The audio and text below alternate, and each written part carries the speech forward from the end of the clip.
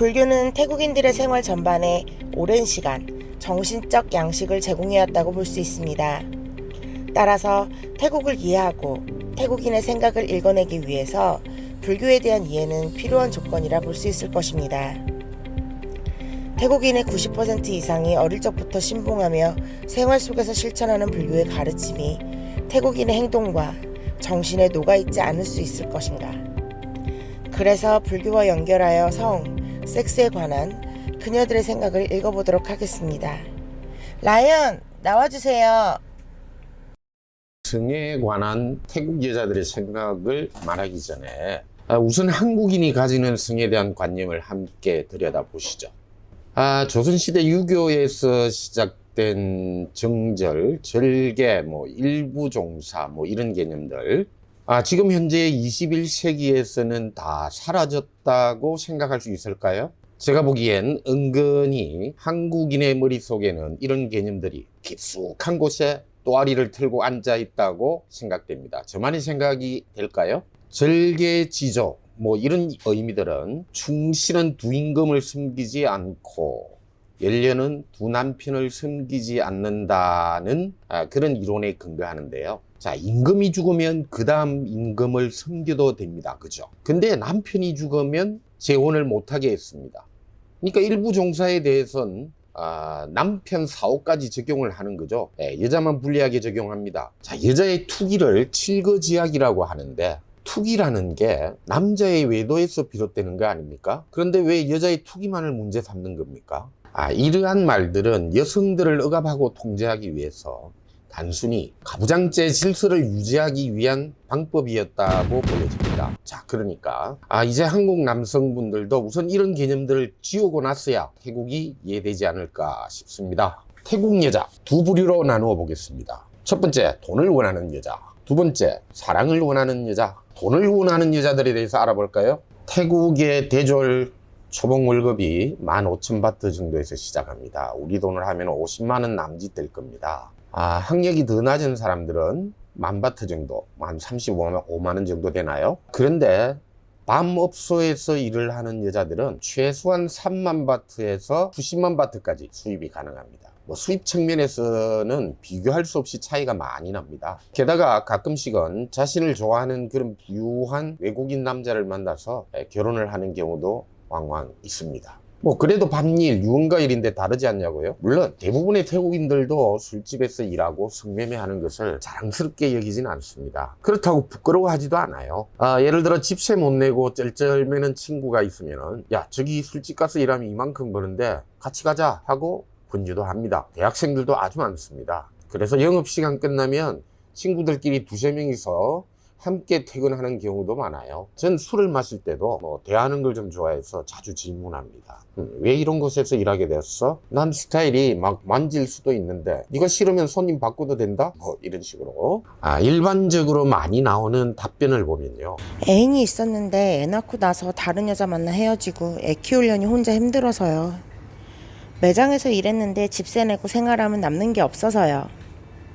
엄마가 이혼하고 혼자인데 동생들도 많고.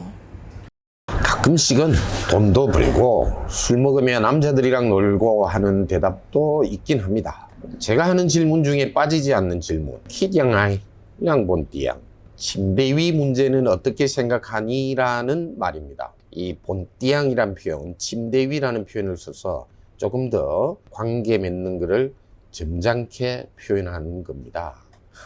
알아두시면 좋고요. 이 질문에 대한 그녀들의 대답은 확실합니다. 당근 좋아하지.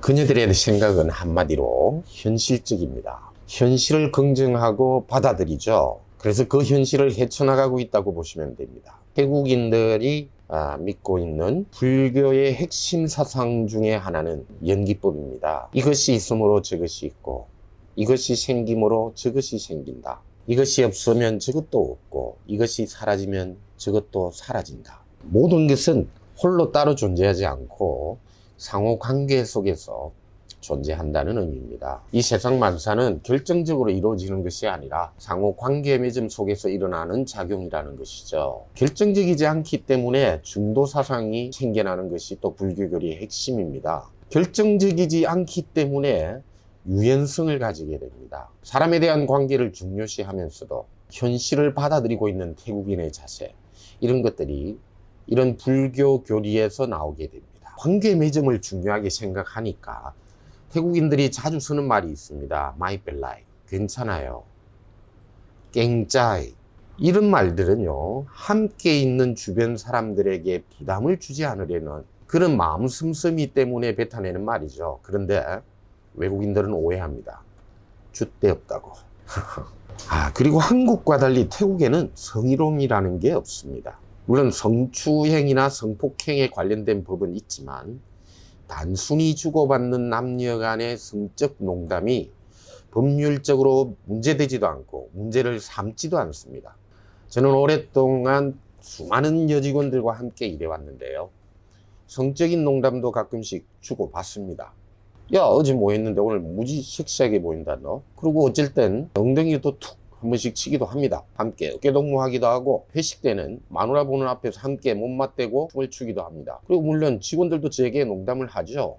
보스는 밤일 잘하나 봐. 나이차 많이 나는 마누리 저렇게 보스를 사랑하는 거 보면. 이렇게요. 그냥 사람이 살아가는 일상생활에서 있을 수 있는 일이라 여기는 겁니다. 섹스를 뒤로 숨기고 감춘다고 우리 생활에서 지어지는 것이 아닙니다. 차라리 드러내놓고 이야기하고 가르치고 하는 것이 맞는 게 아닐까요? 매일 밥을 먹는 것처럼 잠을 자고 하는 일상의 생활 속에 있는 그런 한 부분인데 왜 우리는 뒤로 감추려고 하는 겁니까? 몇 년 전에 제가 한국에 오래간만에 가서 놀란 점이 있는데요. 아니, 한국에 왜 이렇게 모텔이 많이 생겼나요? 깜짝 놀랐습니다. 같이 있던 친구 하는 말이 그 많은 모텔이 방을 하루에도 2-3번 돌리고 있다나 뭐래나 참. 그 친구도 그러더군요. 요즘 유부남녀들에게 애인 없으면 바보 소리 듣는다고. 그렇습니다. 뒤로 감추면 더 하고 싶은 게 사람의 심리죠. 태국 여자들이 남자들에게서 돈을 원하는 것, 그건 그 술집에 놀러 오는 남자들이 자기보다 더 돈을 많이 가지고 있다고 생각하기 때문입니다. 그 여자들도 돈만을 밝히지는 않습니다. 돈만 밝히는 태국년들, 그런 건 없습니다. 나한테 돈이 좀 있으면 뭐 좀 나눠 쓰시죠 뭐. 제가 너무 긍정적으로만 말하는 게 아니냐고요. 근데 남의 나라에서 살면서 부정적인 시각으로 이 나라 사람들을 생각하게 되면 오래 버티며 함께 살지 못하는 거 아니겠습니까? 오늘 여기까지 영상 마치고요. 다음 이야기는 사랑을 원하는 태국 여자들에 대해서 또 주절주절 해보도록 하겠습니다. 라이언이었습니다.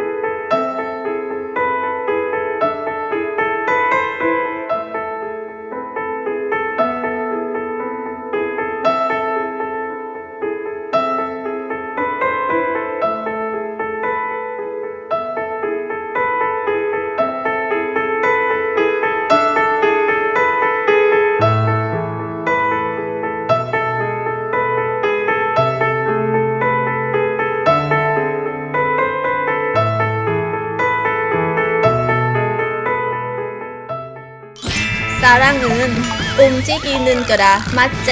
구독, 알람 눌러주면 내 삶아 안 움직인단다.